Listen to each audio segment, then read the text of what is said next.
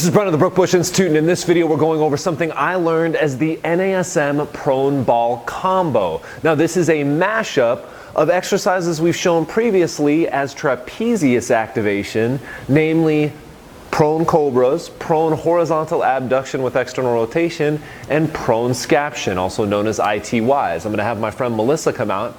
She's going to help me demonstrate this mashup and very difficult progression. She's going to start off in prone ball position, prone ball cobra position.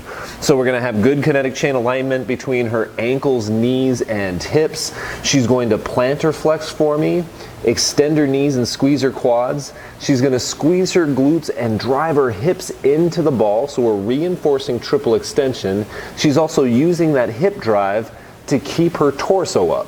What I don't want to see is cueing torso up and ending up in this excessive lumbar extension. This is a lot of erector spinae activity, and this could reinforce some of our compensation patterns like an anterior pelvic tilt. So I want to go ahead and cue her to get long this way, really push off that wall with triple extension, drive her hips into the ball, and that'll keep her torso nice aligned. I'm then going to have her go ahead and grab her dumbbells. All of that is just a nice isometric hold while we do our target exercise of trapezius activation, starting with a cobra. Now the challenge of this exercise is once we get them in a cobra and they're depressed, we know they got their lower traps working, we're going to try to keep them depressed, keep those lower traps active as we smoothly transition into scaption. You guys can see it's very difficult to maintain those scapula down. And she's going to lower her arms just as she did and then back into a cobra. Good. Hold, down and back. There we go.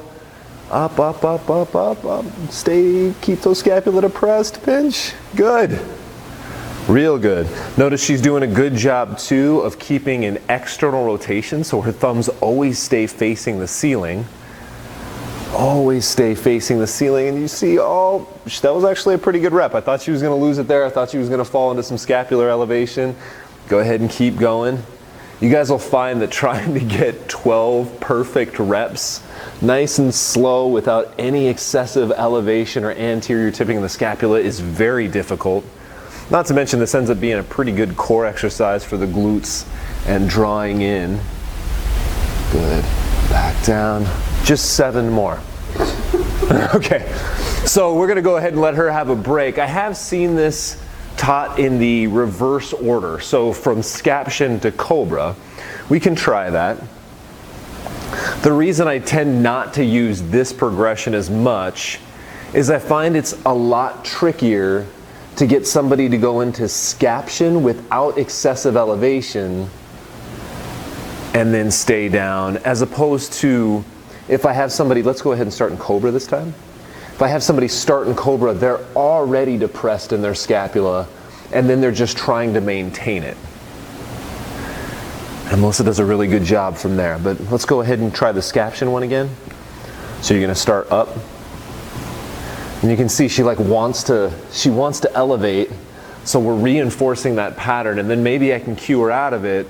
But I'd rather start good and end good than start bad and have to cue out of bad to get to good. Either way, guys, I think you'll find that 12 to 20 reps at a nice slow tempo is serious. Notice that Melissa's only using 3-pound dumbbells, and Melissa's strong. She's really, really strong. This is one of those exercises where you pull out the small dumbbells and people go, what are you going to do with those?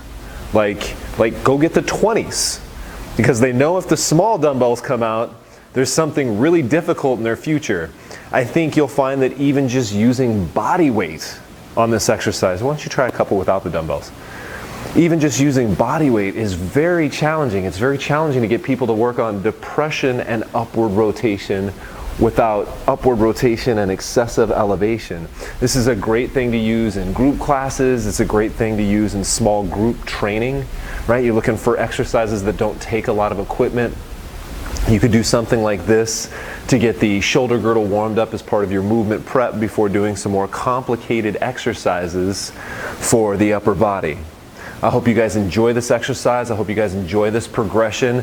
I look forward to seeing some videos maybe of somebody who could pull off 20 slow controlled reps with the 5-pound dumbbells. I think you guys are going to find that even your biggest guys have a hard time with that one. I'll talk with you guys soon.